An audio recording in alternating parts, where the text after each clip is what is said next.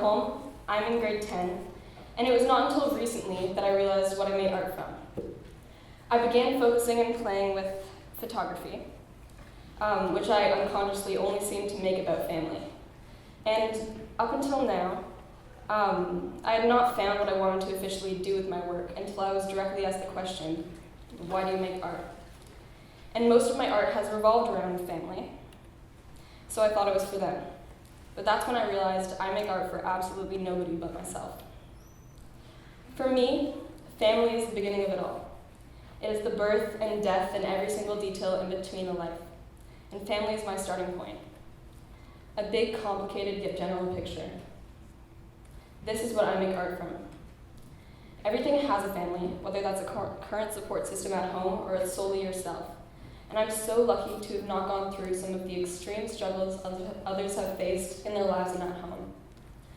I have a strong, insanely loving family, and so the more I thought about them, the more I thought about their death, and how much of a struggle I will face when that time comes. As I rely on them for support and love, having that taken away from me at some point in my life is hard to imagine. I find making my artwork is almost bracing me for the unavoidable trauma to come. As I have the ability to birth my own work and build every single detail in between my art's life, it becomes similar to a family. But contrasting to typical family, my art cannot face the death family faces, as art cannot die. This means what I call my art becomes my everlasting family. This lets me trust and rely on my art as much as my physical family, if not more. I give it a life, and every interpretation gives it personality, but in the end it will not face a death. It knows who I am, as it is me, yet it holds so much more than that because it's a reflection of my life and my surroundings. I don't want to say I'm replacing my family through art, but I would say it has almost become therapeutic to recreate them through my paintings. I choose to paint family for those reasons, to create as much of a replacement of their support as possible.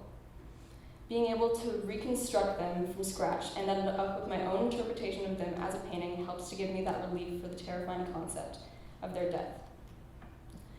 As a typical family is built from loyalty and reliance, sadly, that only holds temporary value, which is identical to my art, yet it holds endless value, gaining more and more each second of its infinite life. In my work, I manage to find meaning and build a relationship with every single minuscule detail in my piece. Every element branches off and produces new value, from the symbol itself to where it's placed to where it's from. Every single fraction of the piece will consequently create new significance for the piece itself. Therefore, my work is obviously growing extremely close to me. And to this point, my sole focus has been attempting to understand myself and how I react in certain situations.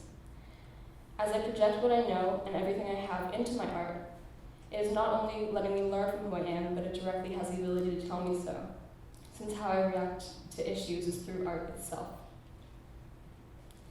With that, this process becomes so much more than a visual representation of who I am, but it's an extension, which I continuously learn from as I build this relationship with my growing, immortal family, my art.